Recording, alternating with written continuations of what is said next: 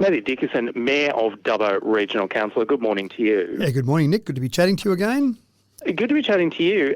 Look, the nature strip has potentially got a bit contentious around the council area.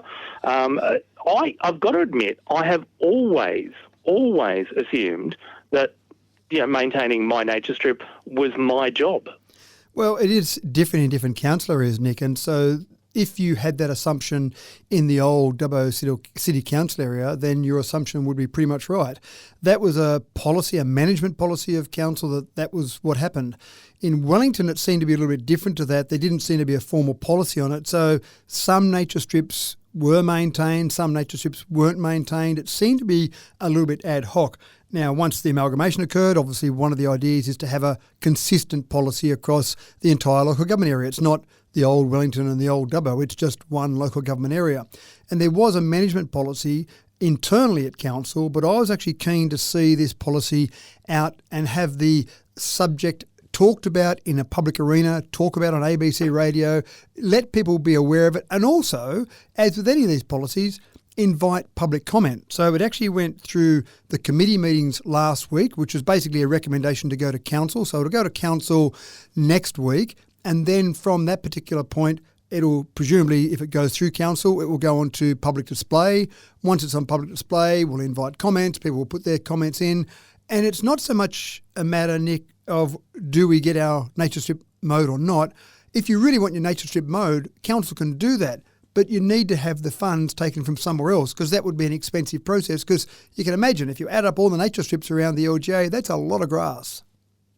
It's an incredible amount of grass, and I've got to admit, you drive around and you'll see a few unkempt nature strips, but for the most part, people seem to have been quite content, I think, to maintain their own, occasionally maybe just mowing it directly up to within the millimetre of their neighbour's nature strip. But, people seem to be honestly doing it on their own. I know, when we've been reading about this on social media, as you've noted, limited budget, limited time for the council as well. Has anything changed there? Is there less staffing with the council, or is this just more looking at what resources would need to be brought into play were nature strips to become part of the purview? Yeah, I think it was really just a matter of the fact that we've had sunshine, we're in summer, and we've had some good rain. It probably wasn't an issue a couple of years ago when we were in the middle of a terrible drought. Nature strips probably weren't going along and flourishing, but at the moment, yes, we've got good rain. And probably the number one thing that I've actually heard from residents since I've been back as mayor, Nick, has been related to grass, trees, whether it be Tracker Riley cycleways or around Cameron Park in Wellington, a whole different areas, but it seems to be a lot of the grass situations, just because it is growing well at the moment. We have resources, obviously, at council, and we do a fantastic job. I think our staff do a fantastic job there with the resources they have available. We've got those same resources in the middle of winter as we do in the middle of summer. We don't go and put an extra 10 people on in the middle of summer. Ideally, that'd be great if you did that, but again, you've got to have a budget to do that. So they manage as best they can with that. This was really just to make sure that people understood the policy and have a chance to have some input into the policy. Maybe you might want to put something in there where you say, sure, nature strips aren't maintained by council unless the resident is over 80 years of age, or there might be some other thing that people want to put into that policy. The bottom line as it stands at the moment is that the nature strips aren't mowed. And as you said, normally when you're out mowing your lawn, you say, well, I'll just go over and do that little bit over there as well. And that's kind of normally what happens. But you do see some that they get a bit long, or you see some where someone isn't looking after maybe their own lawn, so the nature strip isn't done there as well.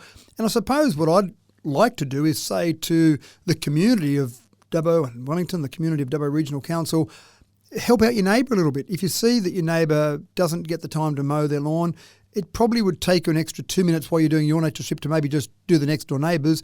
If they need it, they might pay you back the next time they're doing their nature strip, for example. But it's really just about making sure that people understand. And that's the real thing from my perspective, Nick. I want to make sure people don't agree with every policy that council's got, but I want people to understand what those policies are and why they're in place. And at least then they might understand. They might not agree still, but at least they understand. And I think, that's why I want to be just absolutely clear here, because I have seen people talking about this as if it's a brand new policy, as if it's a motion that's recently passed council. You are just making sure that people are aware of an existing policy and then inviting them to have an input on that. Yeah, and to be fair to residents as well, this has typically been one of those policies that I would call a management policy. In other words, internally at council, staff and managers doing their job in a competent way that they're doing their job say, oh, what's our policy around nature strips? Well, we can't mow them, we don't have the resources, so we won't do those. The reason I wanted to bring it out into the open was because I had a few questions about it. So rather than just give people the fob off, if you like, to say, oh, well, that's a management policy, end of story, I thought it would be better for councillors to make the decision on the policy with the full glare of the spotlight of public scrutiny so that councillors can make this decision knowing full well that the public can comment on it. They'll hear from their particular group of people that they might contact that councillor, and so then that decision can be made. And it probably helps the staff out as well. The councillors, whatever decision we come up with, councillors have created that policy and then the staff just have to follow that policy. Matthew Dixon, one of the things that has come up during many of these debates is residents of Wongarvan suggesting that they're paying the same rates as the rest of the Shire but feel like they only get half the council services. What would you say to them? Well, it is interesting when we look at a whole range of different services, and people take different rates in different areas, so it's not always true that they might be paying the same rates. But the bottom line is, and I had this discussion many years ago, we looked at the villages, and back then we didn't have Wellington, but we had places like Ballymore, Wongarvan, Brocklehurst, Dumundry, those sort of villages around there. And I actually didn't know the answer. People ask me those sort of things. Well, we're getting all this money we're spending on rates and we're not getting enough back. So I actually got one of our staff to do a calculation for me at one stage to say, can you give me an idea of how much we collect in rates from our villages and how much we spend on an average annual basis? And what it turned out was that we were spending in those villages about a 2-to-1 ratio as to what we were getting in terms of rates revenue from those villages. I haven't done the calculation recently, so I can't tell you if it's exactly the same as that. But typically what happens is the smaller areas around the local government area are typically subsidised a bit by the larger rates base of the central area because it's cheaper for council to have lots of houses in a close proximity to each other and generate the rates revenue rather than some of the villages that are perhaps a bit more spread out, or even water. So when we took water to places like Wongarvan and Ballymore, I think the calculation at the time was that we would finally get our money back in terms of water sales, in terms of people buying water in their houses. We would get our money back over maybe an 80-year period. So if you're a business, that ROI, you would not have put water into those villages. But we made a commitment to those villages that we would put water in. So Dumundry's got water, Ballymore's got water, Wongarvan's got water now. It wasn't a financial decision. It was a cost subsidy decision to give those people equal access to those sort of services. So I think those villages do get a reasonable return for their rates money. They may not have all the same services as Dubbo, but then they've got that beautiful outlook and a much nicer environment to live in. They're not living in a concrete jungle. So you weigh up those two against each other. And just back to where we were talking about the mowing, you did mention you are looking for community consultation. Just to confirm, what's the timeline for that? So that'll go to council next week. So let's assume council approves the policy that the committee put forward to council, and then that'll go out on public display for at least 28 days. I like things normally to go on public display longer than the bare minimum.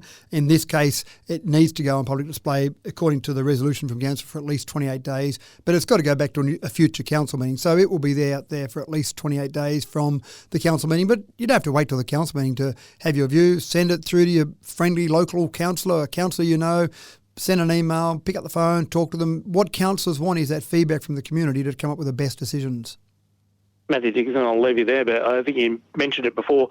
It is nice to be able to talk about too much grass and not the middle of a drought and water restrictions, isn't it? It's probably a good problem to have. I mean, maybe our works team maybe doesn't think it's a great problem to have, but I think they'd also appreciate the fact that this is certainly better than to have dry dirt out the front of your place.